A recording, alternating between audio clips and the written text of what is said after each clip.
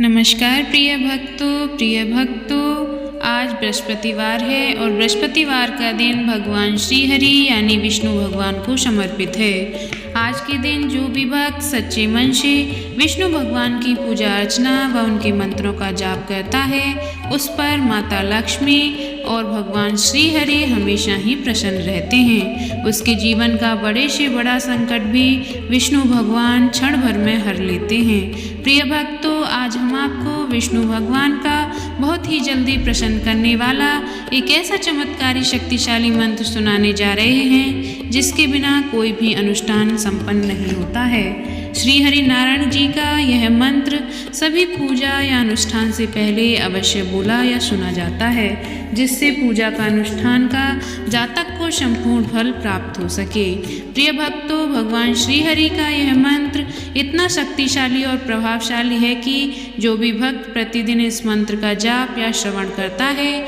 उसके सभी दुख नारायण पल भर में झपकते ही दूर कर देते हैं। वह माता लक्ष्मी की असीम अनुकंपा भक्त के ऊपर प्रारंभ हो जाती है, यानी वह भक्त कभी भी धन धान्य की कमी से परेशान नहीं होता है। उसके घर परिवार का कोई भी सदस्य किसी गंभीर बीमारी से पीड़ित नहीं होता, उसके ऊपर कभी भी कर्ज का बोझ नहीं बनता। प्रिय भक्तों, आइए माता लक्ष्मी व भगवान श्री हरि विष्णु भगवान जी को प्रसन्न करने वाले इस दिव्य चमत्कारी मंत्र को सच्चे मन से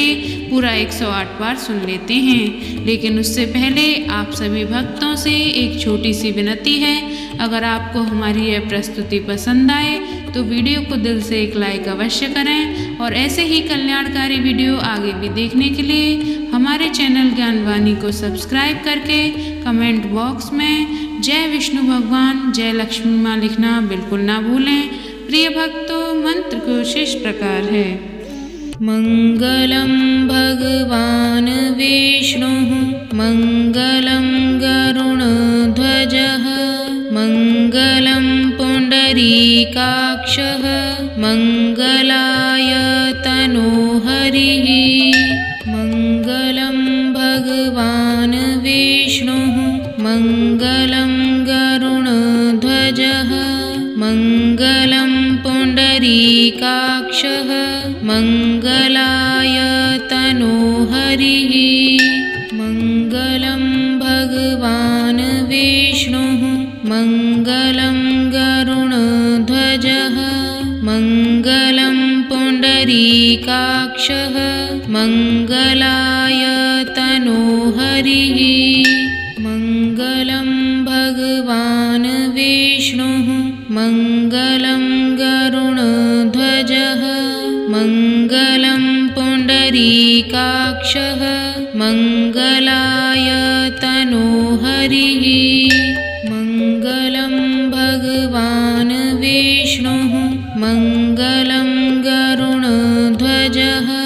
मंगलम पुंडरीकाक्षः मंगलाय तनोहरिः। मंगलम भगवान विष्णुः मंगलम गरुणध्वजः मंगलम पुंडरीकाक्षः मंगलाय तनोहरिः। मंगलम भगवान विष्णुः मंगलम गरुणध्वजः मंगलम पुंडरीकाक्षः मंगलाय तनोहरिः। मंगलम भगवान विष्णुः मंगलम गरुणध्वजः मंगलम पुंडरीकाक्षः मंगलाय तनोहरिः। मंगलम भगवान विष्णुः मंगलम गरुणध्वजः मंगलम पुंडरीकाक्षः मंगलाय तनोहरिः। मंगलम भगवान विष्णुः मंगलम गरुणध्वजः मंगलम पुंडरीकाक्षः मंगलाय तनोहरिः। मंगलम भगवान विष्णुः मङ्गलं गरुडध्वजः मङ्गलं पुण्डरीकाक्षः मङ्गलाय तनोहरिः मङ्गलं भगवान् विष्णुः मङ्गलं गरुडध्वजः मङ्गलं पुण्डरीकाक्षः मङ्गलाय तनोहरिः मङ्गलं भगवान् विष्णुः मङ्गलं गरुडध्वजः मङ्गलं पुण्डरीकाक्षः मङ्गलाय तनोहरिः मङ्गलं भगवान् विष्णुः मङ्गलं गरुडध्वजः मङ्गलं पुण्डरीकाक्षः मङ्गलाय तनोहरिः मङ्गलं भगवान् विष्णुः मङ्गलं गरुडध्वजः मङ्गलं पुण्डरीकाक्षः मङ्गलाय तनोहरिः मङ्गलं भगवान् विष्णुः मङ्गलं गरुडध्वजः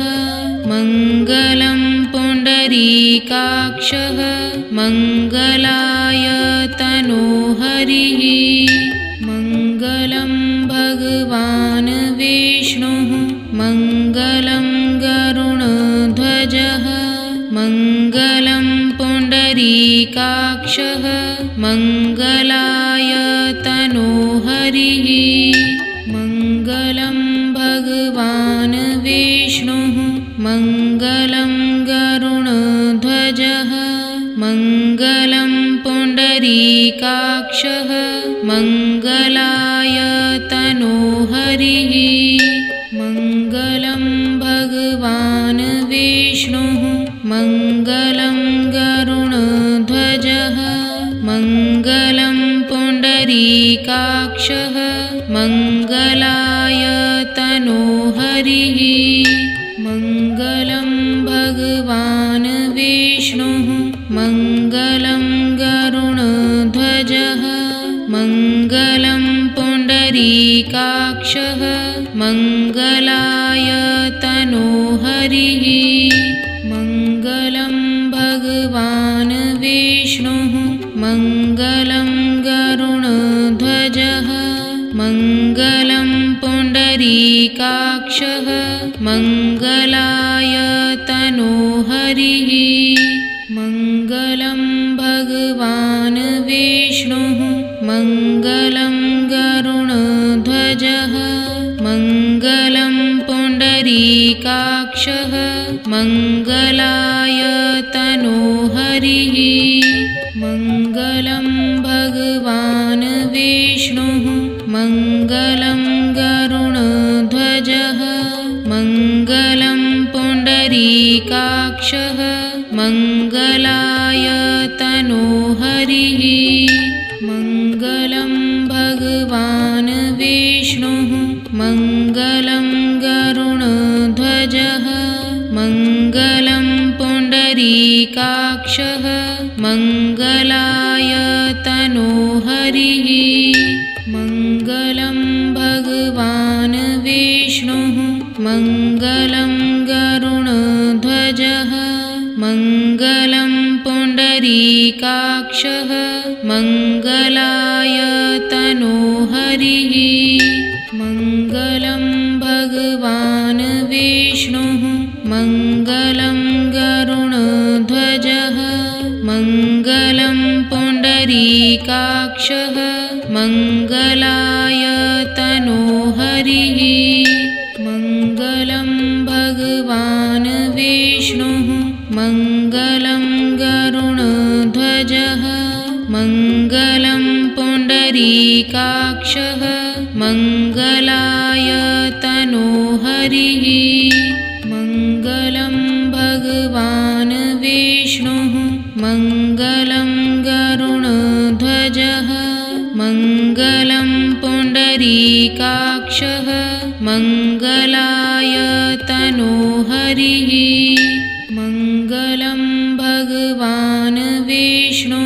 मङ्गलं गरुडध्वजः मङ्गलं पुण्डरीकाक्षः मङ्गलाय तनोहरिः मङ्गलं भगवान् विष्णुः मङ्गलं गरुडध्वजः मङ्गलं पुण्डरीकाक्षः मङ्गलाय तनोहरिः मङ्गलं भगवान् विष्णुः मङ्गलं गरुडध्वजः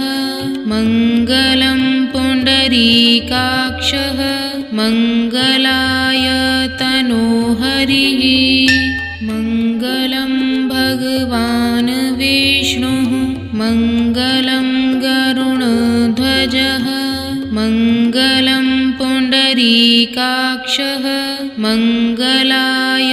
तनोहरिः मङ्गलं भगवान् विष्णुः मङ्गलं गरुडध्वजः मङ्गलं पुण्डरीकाक्षः मङ्गलाय तनोहरिः मङ्गलं भगवान् विष्णुः मङ्गलं गरुडध्वजः मङ्गलं पुण्डरीकाक्षः मङ्गलाय तनोहरिः मङ्गलं भगवान् विष्णुः मङ्गलं गरुडध्वजः मङ्गलं पुण्डरीकाक्षः मङ्गलाय तनोहरिः मङ्गलं भगवान् विष्णुः मङ्गलं गरुडध्वजः मङ्गलं पुण्डरीकाक्षः मङ्गलाय तनोहरिः मङ्गलं भगवान् विष्णुः मङ्गलं गरुडध्वजः मङ्गलं पुण्डरीकाक्षः मङ्गलाय तनोहरिः मङ्गलं भगवान् विष्णुः मङ्गलं गरुडध्वजः मङ्गलं पुण्डरीकाक्षः मङ्गलाय तनोहरिः मङ्गलं भगवान् विष्णुः मङ्गलं गरुडध्वजः मङ्गलं पुण्डरीकाक्षः मङ्गलाय तनोहरिः मङ्गलं भगवान् विष्णुः मङ्गलं गरुडध्वजः मङ्गलं पुण्डरीकाक्षः मङ्गलाय तनोहरिः मङ्गलं भगवान् विष्णुः मङ्गलं गरुडध्वजः मङ्गलं पुण्डरीकाक्षः मङ्गलाय तनोहरिः मङ्गलं भगवान् विष्णुः मङ्गलं गरुडध्वजः मङ्गलं पुण्डरीकाक्षः मङ्गलाय तनोहरिः मङ्गलं भगवान् विष्णुः मङ्गलं गरुडध्वजः मङ्गलं पुण्डरीकाक्षः मङ्गलाय तनोहरिः मङ्गलं भगवान् विष्णुः मङ्गलं गरुडध्वजः मङ्गलं पुण्डरीकाक्षः मङ्गलाय तनोहरिः मङ्गलं भगवान् विष्णुः मङ्गलं गरुडध्वजः मङ्गलं पुण्डरीकाक्षः मङ्गलाय तनोहरिः मङ्गलं भगवान् विष्णुः मङ्गलं गरुडध्वजः मङ्गलं पुण्डरीकाक्षः मङ्गलाय तनोहरिः मङ्गलं मङ्गलं गरुडध्वजः मङ्गलं पुण्डरीकाक्षः मङ्गलाय तनोहरिः मङ्गलं भगवान् विष्णुः मङ्गलं गरुडध्वजः मङ्गलं पुण्डरीकाक्षः मङ्गलाय तनोहरिः मङ्गलं भगवान् विष्णुः मङ्गलं गरुडध्वजः मङ्गलं पुण्डरीकाक्षः मङ्गलाय तनोहरिः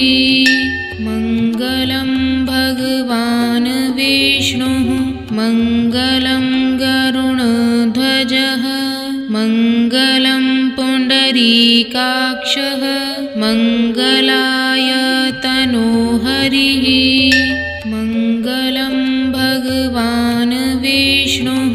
मङ्गलं गरुडध्वजः मङ्गलं पुण्डरीकाक्षः मङ्गलाय तनोहरिः मङ्गलं भगवान् विष्णुः मङ्गलं गरुडध्वजः मङ्गलं पुण्डरीकाक्षः मङ्गलाय तनोहरिः मङ्गलं भगवान् विष्णुः मङ्गलं गरुडध्वजः मङ्गलं पुण्डरीकाक्षः मङ्गलाय तनोहरिः मङ्गलं भगवान् विष्णुः मङ्गलं गरुडध्वजः मङ्गलं पुण्डरीकाक्षः मङ्गलाय तनोहरिः मङ्गलं भगवान् विष्णुः मङ्गलं गरुडध्वजः मङ्गलं पुण्डरीकाक्षः मङ्गलाय तनोहरिः मङ्गलं भगवान् विष्णुः मङ्गलं गरुडध्वजः मङ्गलं पुण्डरीकाक्षः मङ्गलाय तनोहरिः मङ्गलं भगवान् विष्णुः मङ्गलं गरुडध्वजः मङ्गलं पुण्डरीकाक्षः मङ्गलाय तनोहरिः मङ्गलं भगवान् विष्णुः मङ्गलं गरुडध्वजः मङ्गलं पुण्डरीकाक्षः मङ्गलाय तनोहरिः मङ्गलं भगवान् विष्णुः मङ्गलं गरुडध्वजः मङ्गलं पुण्डरीकाक्षः मङ्गलाय तनोहरिः मङ्गलं भगवान् विष्णुः मङ्गलं गरुडध्वजः मङ्गलं पुण्डरीकाक्षः मङ्गलाय तनोहरिः मङ्गलं भगवान् विष्णुः मङ्गलं गरुडध्वजः मङ्गलं पुण्डरीकाक्षः मङ्गलाय तनोहरिः मङ्गलं भगवान् विष्णुः मङ्गलं गरुडध्वजः मङ्गलं पुण्डरीकाक्षः मङ्गलाय तनोहरिः मङ्गलं भगवान् विष्णुः मङ्गलं गरुडध्वजः मङ्गलं पुण्डरीकाक्षः मङ्गलाय तनोहरिः मङ्गलं भगवान् विष्णुः मङ्गलं गरुडध्वजः मङ्गलं पुण्डरीकाक्षः मङ्गलाय तनोहरिः मङ्गलं मङ्गलं गरुडध्वजः मङ्गलं पुण्डरीकाक्षः मङ्गलाय तनोहरिः मङ्गलं भगवान् विष्णुः मङ्गलं गरुडध्वजः मङ्गलं पुण्डरीकाक्षः मङ्गलाय तनोहरिः मङ्गलं भगवान् विष्णुः मङ्गलं गरुडध्वजः मङ्गलं पुण्डरीकाक्षः मङ्गलाय तनोहरिः मङ्गलं भगवान् विष्णुः मङ्गलं गरुडध्वजः मङ्गलं पुण्डरीकाक्षः मङ्गलाय तनोहरिः मङ्गलं भगवान् विष्णुः मङ्गलं गरुडध्वजः मङ्गलं पुण्डरीकाक्षः मङ्गलाय तनोहरिः मङ्गलं भगवान् विष्णुः मङ्गलं गरुडध्वजः मङ्गलं पुण्डरीकाक्षः मङ्गलाय तनोहरिः मङ्गलं भगवान् विष्णुः मङ्गलं गरुडध्वजः मङ्गलं पुण्डरीकाक्षः मङ्गलाय तनोहरिः मङ्गलं भगवान् विष्णुः मङ्गलं गरुडध्वजः मङ्गलं पुण्डरीकाक्षः मङ्गलाय तनोहरिः मङ्गलं भगवान् विष्णुः मङ्गलं गरुडध्वजः मङ्गलं पुण्डरीकाक्षः मङ्गलाय तनोहरिः मङ्गलं भगवान् विष्णुः मङ्गलं गरुडध्वजः मङ्गलं पुण्डरीकाक्षः मङ्गलाय तनोहरिः मङ्गलं भगवान् विष्णुः मङ्गलं गरुडध्वजः मङ्गलं पुण्डरीकाक्षः मङ्गलाय तनोहरिः मङ्गलं भगवान् विष्णुः मङ्गलं गरुडध्वजः मङ्गलं पुण्डरीकाक्षः मङ्गलाय तनोहरिः मङ्गलं भगवान् विष्णुः मङ्गलं गरुडध्वजः मङ्गलं पुण्डरीकाक्षः मङ्गलाय तनोहरिः मङ्गलं भगवान् विष्णुः मङ्गलं गरुडध्वजः मङ्गलं पुण्डरीकाक्षः मङ्गलाय तनोहरिः मङ्गलं भगवान् विष्णुः मङ्गलं गरुडध्वजः मङ्गलं पुण्डरीकाक्षः मङ्गलाय तनोहरिः मङ्गलं भगवान् विष्णुः मङ्गलं गरुडध्वजः मङ्गलं पुण्डरीकाक्षः मङ्गलाय तनोहरिः मङ्गलं भगवान् विष्णुः मङ्गलं गरुडध्वजः मङ्गलं पुण्डरीकाक्षः मङ्गलाय तनोहरिः मङ्गलं भगवान् विष्णुः मङ्गलं गरुडध्वजः मङ्गलं पुण्डरीकाक्षः मङ्गलाय तनोहरिः मङ्गलं मङ्गलं गरुडध्वजः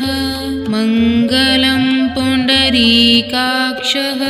मङ्गलाय तनोहरिः मङ्गलं भगवान् विष्णुः मङ्गलं गरुडध्वजः मङ्गलं पुण्डरीकाक्षः मङ्गलाय तनोहरिः मङ्गलं भगवान् विष्णुः मङ्गलं गरुडध्वजः मङ्गलं पुण्डरीकाक्षः मङ्गलाय तनोहरिः मङ्गलं भगवान् विष्णुः मङ्गलं गरुडध्वजः मङ्गलं पुण्डरीकाक्षः मङ्गलाय तनोहरिः मङ्गलं भगवान् विष्णुः मङ्गलं गरुडध्वजः मङ्गलं पुण्डरीकाक्षः मङ्गलाय तनोहरिः मङ्गलं भगवान् विष्णुः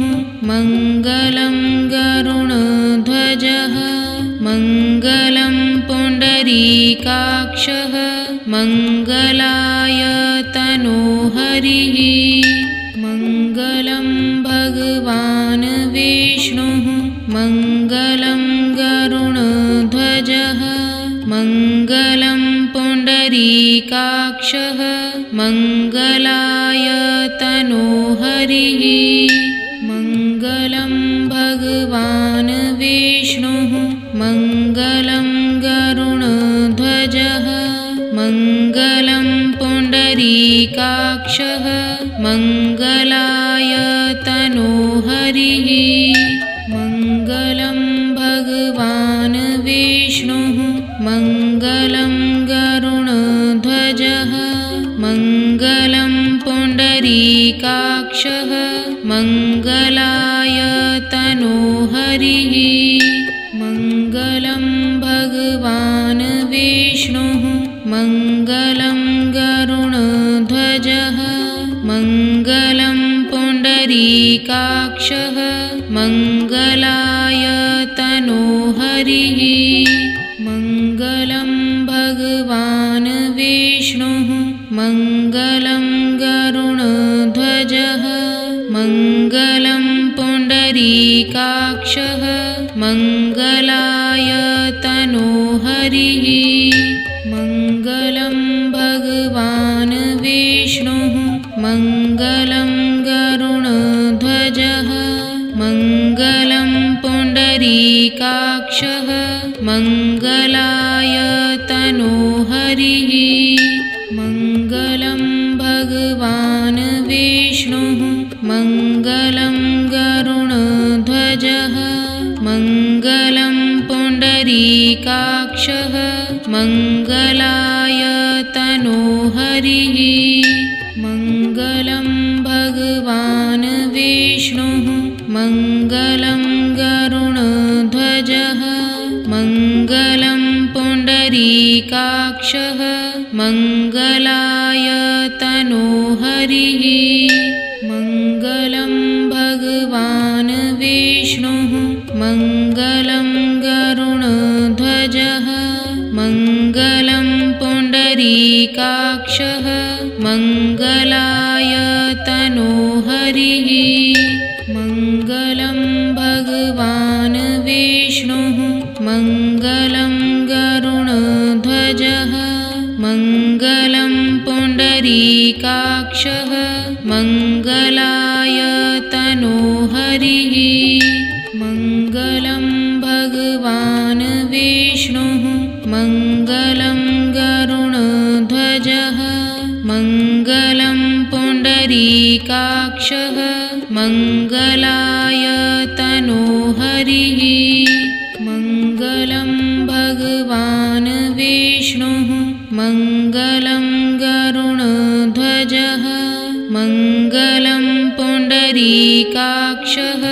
मङ्गलाय तनोहरिः मङ्गलं विष्णुः मङ्गलं गरुडध्वजः मङ्गलं पुण्डरीकाक्षः मङ्गलाय तनोहरिः मङ्गलं भगवान् विष्णुः मङ्गलं गरुडध्वजः मङ्गलं पुण्डरीकाक्षः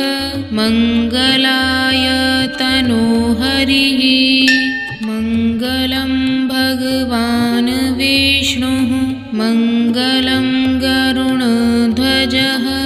मङ्गलं पुण्डरीकाक्षः मङ्गलाय तनोहरिः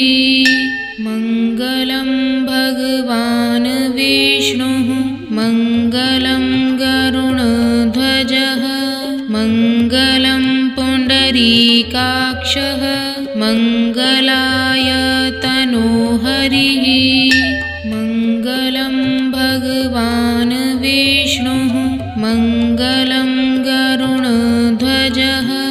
मङ्गलं पुण्डरीकाक्षः मङ्गलाय तनोहरिः मङ्गलं भगवान् विष्णुः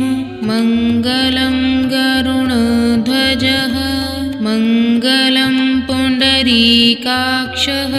मङ्गलाय